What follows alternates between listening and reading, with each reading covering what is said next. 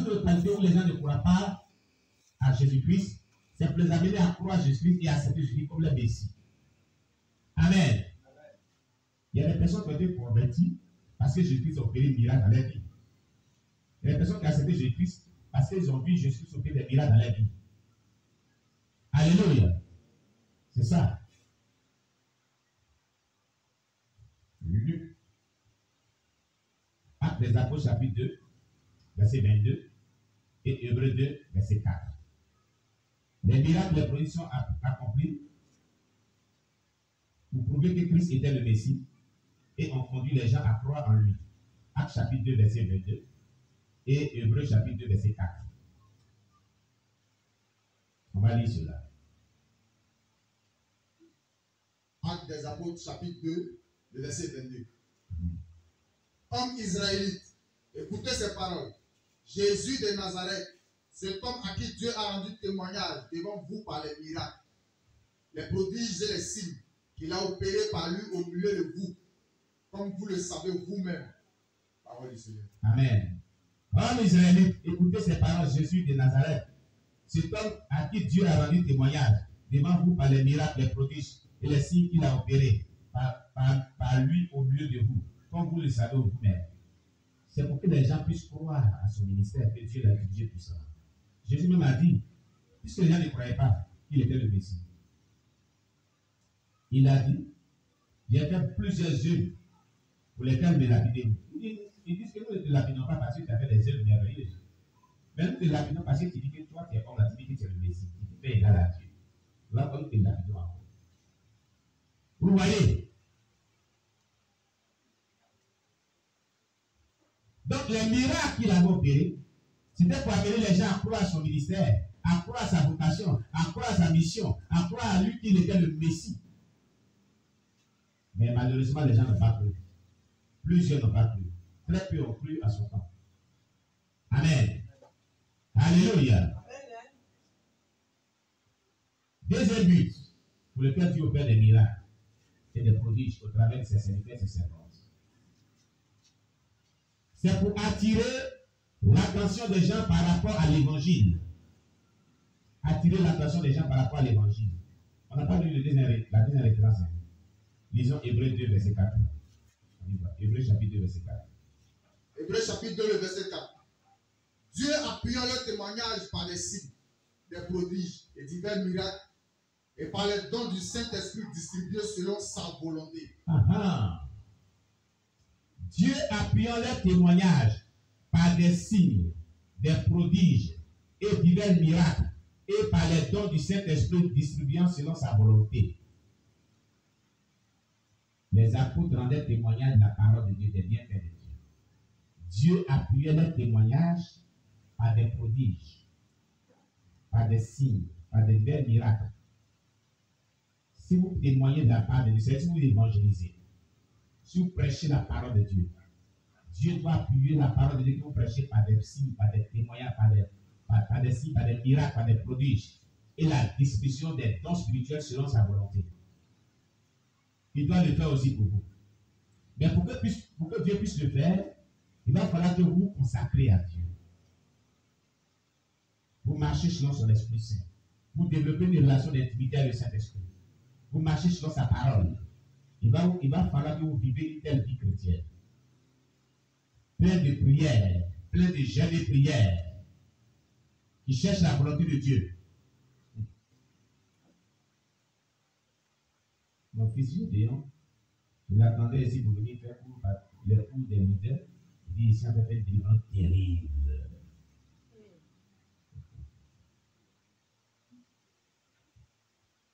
Il a appris tout ce qu'il a appris, c'est ce qu'il fait là-bas à Floride. Il jette, il jette, il prie. Au point que les sorciers commencent à confesser là-bas. Dieu a envoyé une puissante fonction sur l'assemblée des Florides là-bas. Il y a des confessions des sorciers. Hier, tard de la vie m'a appelé pour dire certaines choses. Confession des sorciers. Tout ce qu'il a appris, il est là. Alléluia. À travers Jésus pour cette assemblée.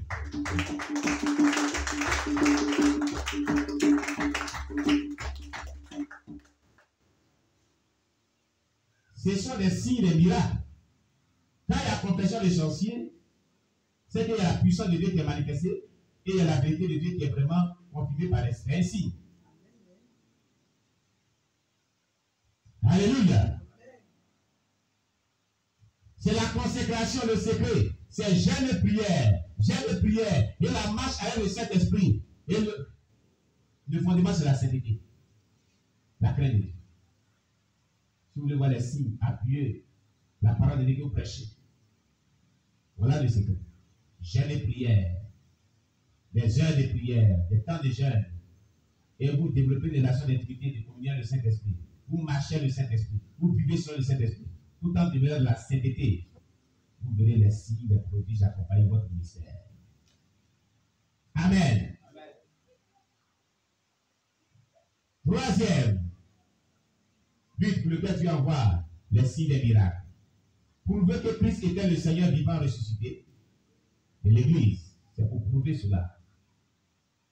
Quatrième but pour lequel tu envoies les signes des miracles. Appuie les signes des miracles à notre prédication. C'est pour prouver la véracité de la parole qui était prêchée. Quand la parole de Dieu est prêchée, il faut que vraiment il y ait des signes qui attestent que cette parole-là, elle est de Dieu. Actes des Apôtres, chapitre 4, verset 29 à 30. Actes des Apôtres, chapitre 14, verset 3. Hébreux, chapitre 2, verset 3 à 4. Actes des Apôtres, chapitre 4, verset 29 à 30. Verset 29 à 30, j'ai dit la parole de Dieu. Et maintenant, Seigneur, vois leur menace et donne à tes serviteurs d'annoncer ta parole avec une pleine assurance. Au verset 30. En étendant ta main pour qu'il se fasse des guérisons, des miracles et des prodiges par le nom de ton saint serviteur Jésus-Christ. Amen. Amen. C'est la prière des apôtres. Il faut lire à partir de verset 23 jusqu'au verset 30.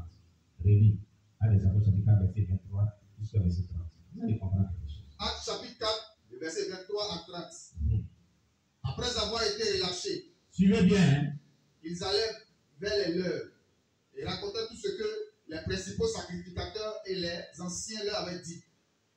Lorsqu'ils l'eurent entendu, ils élevèrent à Dieu la voix, tous ensemble, et dirent: Seigneur, toi qui as fait le ciel et la terre, la mer et tout ce qui s'y trouve, c'est toi qui as dit, par le Saint-Esprit, par la bouche de notre Père, ton serviteur David, pourquoi ce tumulte parmi les nations et ces vaines pensées parmi les peuples?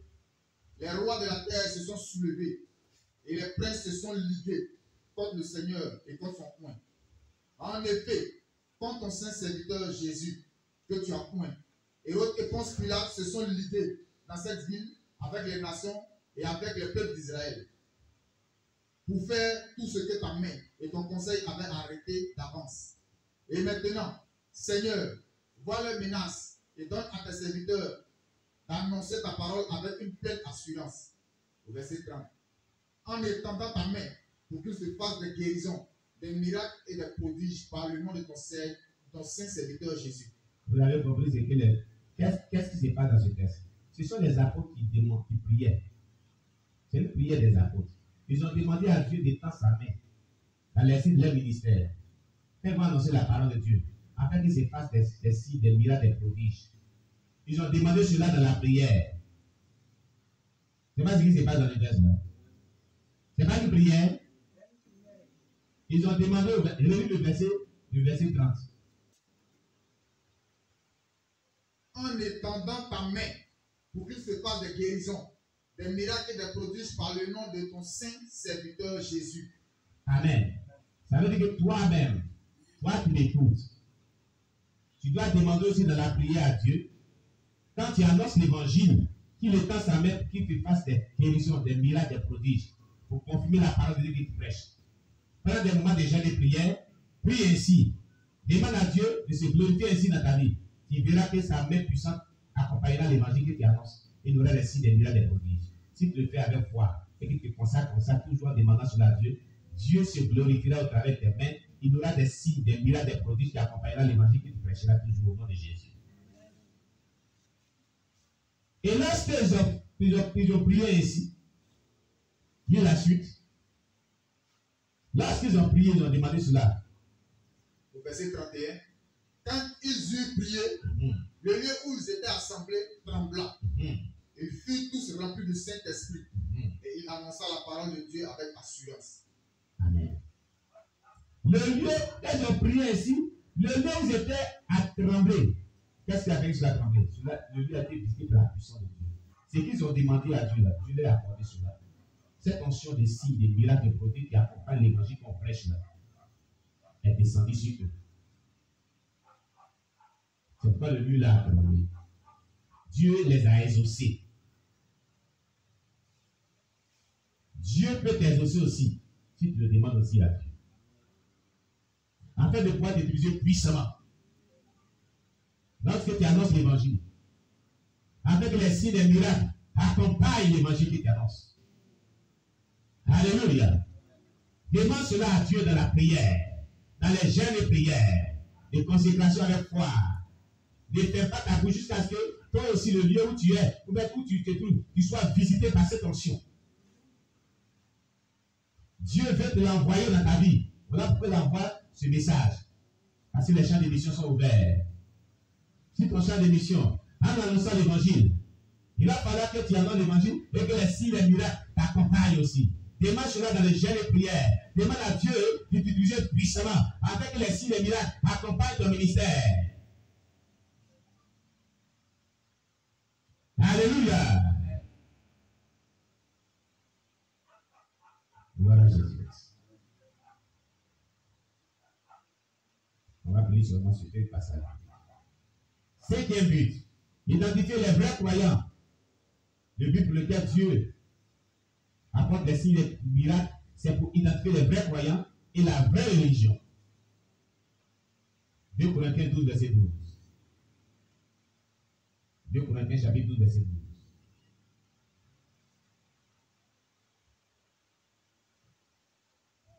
Corinthiens chapitre 12, verset 12.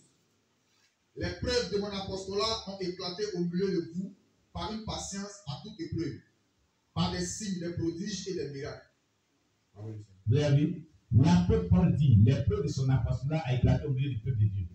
Par une patience, mais aussi par des signes et des prodiges. Les preuves d'un ministère se fait aussi par le fait que le ministre, même celui qui est appelé, est patient, mais aussi par les signes et les miracles. Tu es appelé. Quels sont les miracles que Dieu fait au travers de toi? Est-ce que tu es patient aussi? Tu as été patient aussi? Paul donne les preuves de son ministère, de son apostolat. D'abord par la patience, mais par des signes et des prodiges. Quand Dieu appelle, Dieu est un Dieu des signes et des prodiges.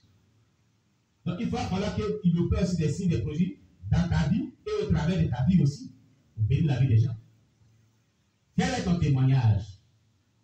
Alléluia. Maranatha. Acclamez le Seigneur. Il va falloir que tu te consacres pour que les signes et les miracles prouvent ton ministère. Prouve ton ministère. Alléluia. Oui, oui. C'est très important.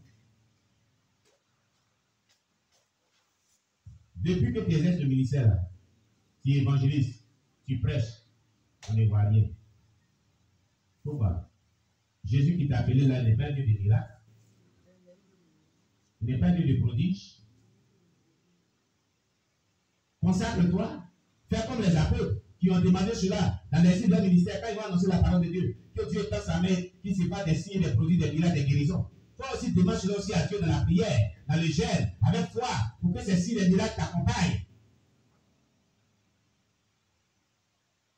Il dit dans Jean 14, verset 13 à 14, et tout ce que vous demanderez à mon nom, je le ferai, afin que le Père soit glorifié dans le Fils. Tout. Tout ce que vous demanderez à mon nom. Demande aussi que Dieu t'utilise puissamment dans ce domaine. Tu connais que prêcher le dépouillement seulement, c'est bon. Mais tu vas prêcher le dépouillement parmi les gens au ciel. Et si le problème n'est pas résolu, ils vont te suivre. S'il y a un petit prophète qui n'est pas là-bas, le va aller là-bas. Et c'est toi qui as des problèmes de main. C'est pas ça. Alléluia.